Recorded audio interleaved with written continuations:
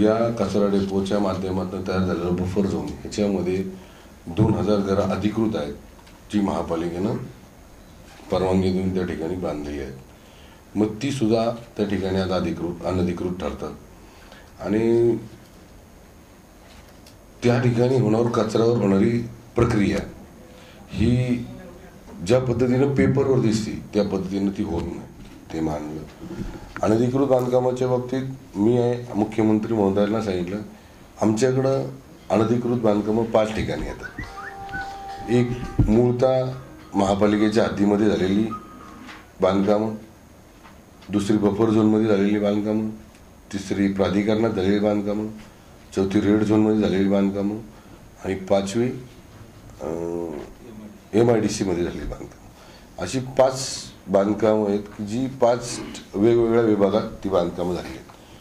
आपण शासन लेवलला MIDC, प्राधिकरण, महापालिका, बफर झोन ही 4 बांधकामं जरी आपण कायदा केला तर ह्याच्यातली रेग्युलर होण्यासाठी आपण प्रयत्न करू शकतो आपल्या लेवलवर.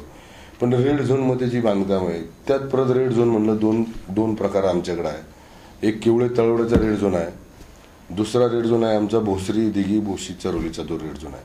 या 2 रेड झोनमध्ये वेगवेगळे रेड झोन असल्यामुळं या 2 वेगवेगळे प्रस्ताव महापालिकेकडनं वर गेले.